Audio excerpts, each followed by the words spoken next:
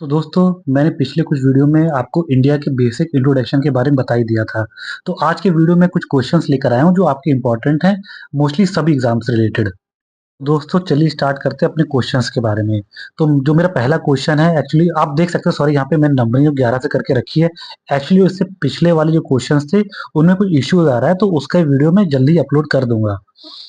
तो सबसे पहले स्टार्ट करते हैं, जो मेरा पहला क्वेश्चन है यहाँ पे, वो पहला क्वेश्चन आप देख सकते हैं, इंडिया के कितने ऐसे स्टेट हैं जो लैंड लॉक है, मतलब वो स्टेट जिनकी सीमा सी से टच नहीं करती है। तो आप देख सकते हैं यहाँ पे टोटल कितने स्टेट हैं, 18 स्टेट है। ये तो पहली बात हो गई।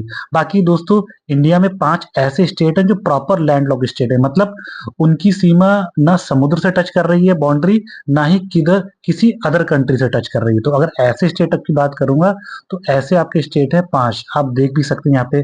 जैसे पहला हरियाणा हो गया, मध्य प्रदेश, झारखंड, छत्तीसगढ़, तेलंगाना, ये 5 स्टेट हैं। अगर इन 5 स्टेट में एरिया की बात करूंगा, तो आपको जो सबसे बड़ा एरिया है, बाई एरिया जो स्टेट है, वो आपका है मध्य प्रदेश। दोस्तों हमारा अगला क्वेश्चन है कि भारत का सबसे ऊंचा पठार कौन सा है, यानी हाईएस्ट प्लेटू ऑफ इंडिया। तो जो इसका आंसर है वो आपका है लद्दाख प्लेटू। जो यानी हमारा लद्दाख प्लेटू वो इंडिया का सबसे ऊंचा पठार है। अगर मैं इसकी एवरेज हाइट की बात करूं, तो वो आपकी है 3000 मीटर, और ये हमेशा हाइट कहाँ से नापी जाती है, सी लेवल से। पहला पॉइंट। अब दोस्तों सबसे पहला क्वेश्चन आता है कि पठार होते क्या है। तो पठार आपके वो एरिया होते हैं जो एटलीस्ट मतलब किसी एक तरफ से शार्पली राइज हो, पहली चीज। और सेकंड, जो मेन लैंड उससे थोड़ा ऊपर उठा हुआ एरिया हो। और जो पठार का जो मेन जो ऊपर वाला एरिया हो तो फ्लैट रहता है। मतलब पठार और पहाड़ में सबसे माउंटेन में सबसे बड़ा डिफरेंस यही होता है कि माउंटेन जो पीक्स होते हैं वो शार्प होते हैं। पठार क्या रहता है, एक हाइट पे प्लेन एरिया होता है।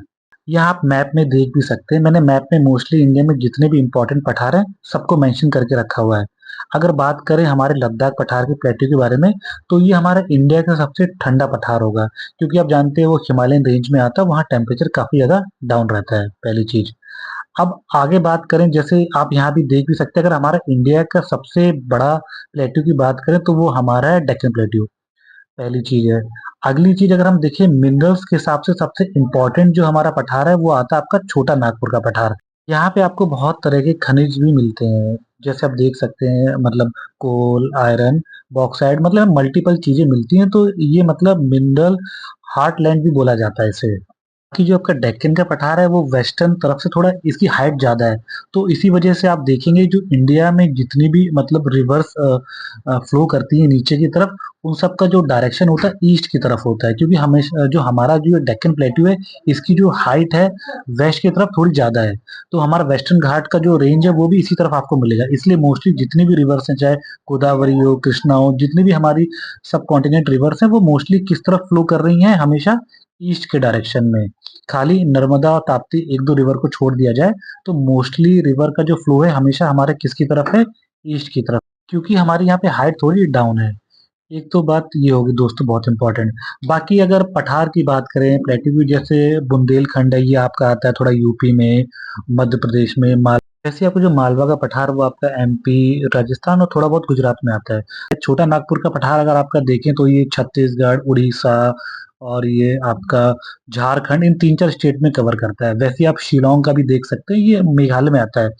तो इसके लिए मैं सेपरेट एक वीडियो बना दूंगा प्लेट्यू के ऊपर कि क्या क्या उनके इंपॉर्टेंट पॉइंट हैं और क्या क्या मतलब उनसे क्वेश्चन बनते हैं एग्जाम में। दोस्तों हमारा अगला क्वेश्चन है कि पाकिस्तान के साथ सबसे लॉन्गेस्ट बॉर्डर शेयर कौन सा स्टेट करता है। तो इसका आंसर है राजस्थान। आपको बताता चलूं, जो राजस्थान जो बॉर्डर शेयर करता है वो 1070 किलोमीटर के आसपास शेयर करता है पाकिस्तान के साथ। तो लॉन्गेस्ट हो गया। अगर मैं शॉर्टेस्ट बॉर्डर की बात करूं पाकिस्तान का शेयर करने वाला स्टेट है, वो आपका है पंजाब। पंजाब अराउंड 425 किलोमीटर के आसपास बॉर्डर शेयर करता है पाकिस्तान के साथ। तो दोस्तों हमारा अगला क्वेश्चन है कि भारत का कौन सा ऐसा स्टेट है जो बॉर्डर शेयर करता है सिर्फ बांग्लादेश के साथ, यानी कह सकते हैं वो कौन सा राज्य है जो तीनों तरफ से घिरा हुआ है बांग्लादेश से। तो दोस्तों इसका आंसर है त्रिपुरा। दोस्तों बांग्लादेश जो है वो इंडिया के साथ बॉर्डर शेयर करने वाला सबसे बड़ा कंट्री है। अगर मैं इस बॉर्डर की बात करूं, वो आपकी है 4097 किलोमीटर। बांग्लादेश सिर्फ दो ही कंट्री से अपना बॉर्डर शेयर करता है, एक तो हो गया इंडिया और सेकंड आपका होगा म्यांमार। दोस्तों कुछ और इम्पोर्टेंट फैक्ट की बात किया जाए, तो एक फैक्ट ये भी है आपका, जो त्रिपुरा है वो सेकंड लार्जेस्ट बॉर्डर शेयर करता है किसके साथ, बांग्लादेश के साथ। अगर इस मतलब बॉर्डर एरिया की बात करूं, तो वो आपका 856 किलोमीटर। बांग्लादेश के साथ बॉर्डर शेयर करने वाली स्टेट की बात करूँ तो उसमें सबसे पहला नंबर आता है वेस्ट बंगाल का। यानी वेस्ट बंगाल जो हमारा स्टेट है वो सबसे ज़्यादा बॉर्डर शेयर किसके साथ करता है? बांग्लादेश के साथ। और इसकी लेंथ है 2217 किलोमीटर। यानी बांग्लादेश के साथ हमारा जो वेस्ट बंगाल स्टेट है वो 2217 किलोमीटर की सीमा साझा करता है, पहला पॉइंट। और एक चीज़ ये भी बहुत इंपॉर्टेंट है कि वेस्ट बंगाल है वो 3 कंट्री के साथ बॉर्डर शेयर करता है। बहुत लोग कंफ्यूज रहते हैं। आप यहाँ देख भी सकते हैं, मैप इसलिए मैंने लगाया है। मैप का सबसे बड़ा बेनिफिट यही रहता है, आप इजीली अंडरस्टैंड कर सकते हो कि मतलब क्या लोकेशन है और आप उसको लॉन्ग टर्म तक याद भी कर सकते हो। तो आप यहाँ देख भी सकते हैं जो वेस्ट बंगाल है वो देखिए नेपाल को भी टच कर रहा है, भूटान को भी टच कर रहा है और बांग्लादेश को भी टच कर रहा है। यानी हमारा जो वेस्ट बंगाल है 3 कंट्री के साथ अपना बॉर्डर शेयर करता है। एक तो ये चीज़ है। सिमिलरली इसी तरह से आप देखिए सिक्किम भी एक ऐसा स्टेट है जो मैंने बता भी रखा है। सिक्किम भी हमारा ऐसा स्टेट है जो 3 कंट्री के साथ बॉर्डर शेयर करता है। एक आपका नेपाल, एक चाइना और एक भूटान।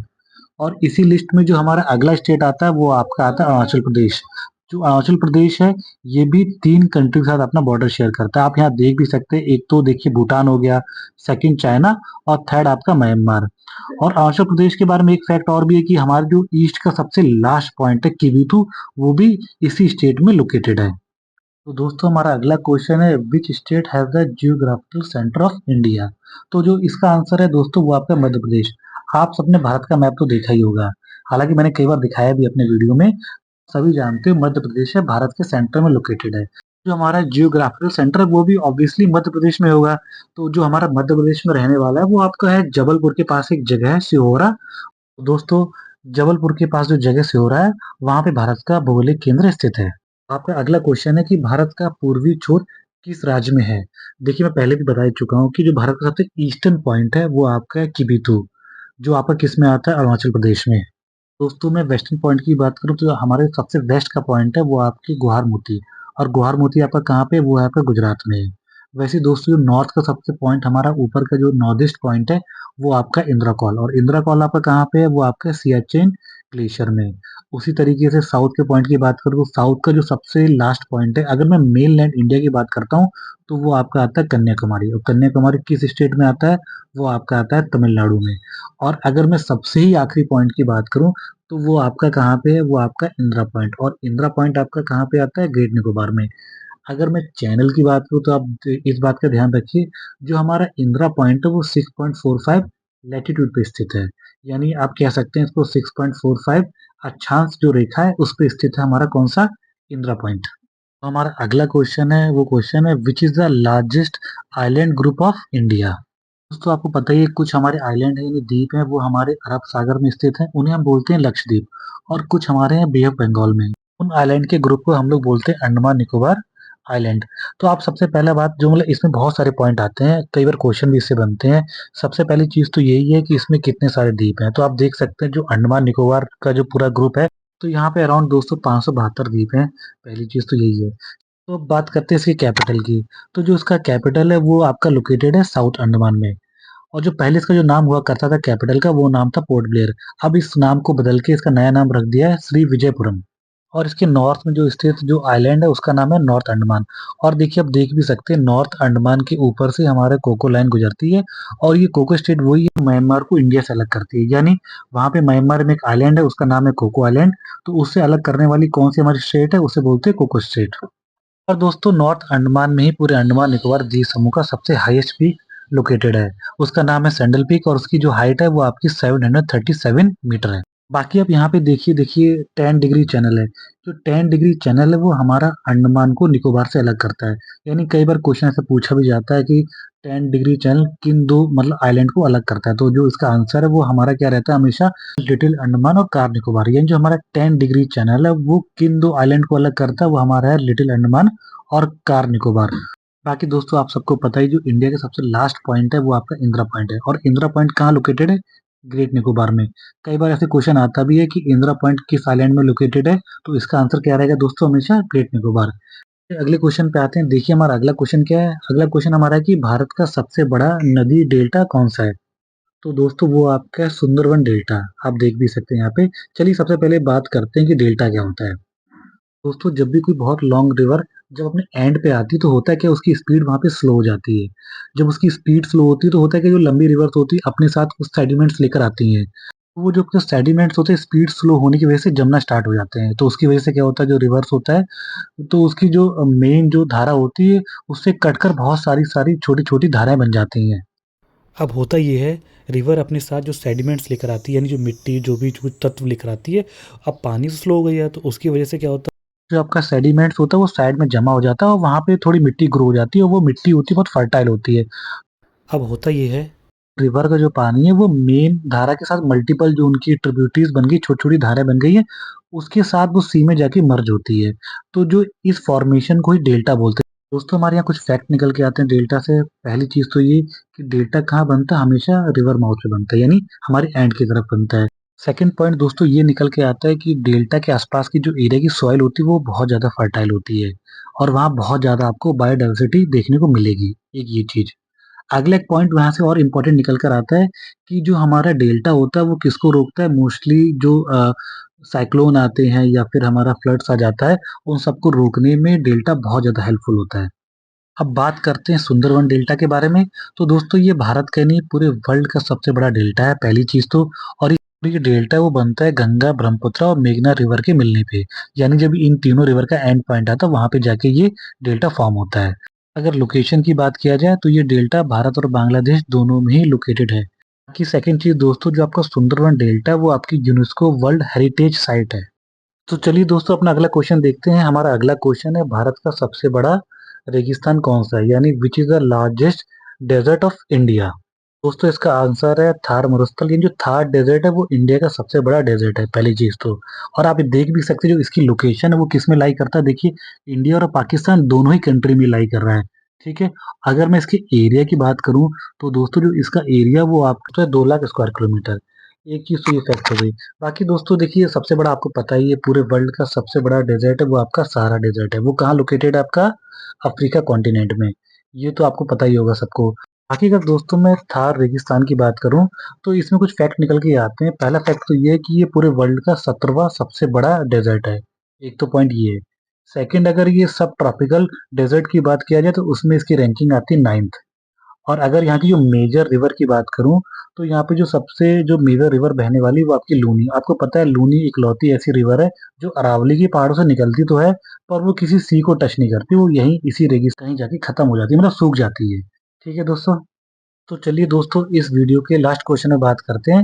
जो हमारा आखिरी क्वेश्चन है वो है ये है कि भारत मतलब कितने कंट्री से अपने बॉर्डर को शेयर करता है? तो दोस्तों इसका आंसर है 8। 8 कैसे आप देख सकते हैं कौन-कौन सी कंट्री हैं। पाकिस्तान, अफ़गानिस्तान, चाइना, नेपाल, भूटान, बांग्लादेश, म्यांमार और श्रीलंका। श्रीलंका जो हमारा है कि जो समुद्री सीमा को टच करने वाला जो कंट्री है वो है श्रीलंका। अगर मैं बॉर्डर की बात करूँ दोस्तों, तो जो इंडिया का बॉर्डर सबसे ज़्यादा शेयर होता है वो होता है बांग्लादेश के साथ। आप देख भी सकते हैं इंडिया बॉर्डर शेयर करता है बांग्लादेश के साथ 4096 किलोमीटर के आसपास। सेकंड नंबर पे आता है दोस्तों आपका चाइना। चाइना के साथ इंडिया शेयर करता है बॉर्डर अराउंड 3500 किलोमीटर के आसपास। इस लिस्ट में देखिए मैंने सब कुछ मेंशन भी किया। थर्ड पे पाकिस्तान आता है, फोर्थ पे नेपाल, फिफ्थ पे म्यांमार, 6 नंबर भूटान और सबसे लास्ट में आता है अफगानिस्तान। यानी हमारी सबसे छोटी सीमा किस कंट्री के साथ लगती है? वो लगती है अफगानिस्तान के साथ। यानी जो भारत है वो 106 किलोमीटर की सीमा साझा करता है अफ़गानिस्तान के साथ। बाकी दोस्तों एक फैक्ट ये भी है कि पाकिस्तान ने कश्मीर का कुछ पार्ट को ऑक्यूपाई कर रखा है। तो जो हमारा बॉर्डर जो अफ़गानिस्तान जो शेयर होता है, वो इस समय हमारा प्रेज़ेंट टाइम में कहाँ है? वो पाकिस्तान में लोकेटेड है। क्योंकि पाकिस्तान ने इल्लीगली कश्मीर के कुछ हिस्से पे कब्ज़ा करके रखा हुआ है। तो दोस्तों ये क्वेश्चन की सीरीज़ यहीं खत्म करता हूँ। आशा करता हूँ आपको ये सीरीज़ अच्छी लगी होगी।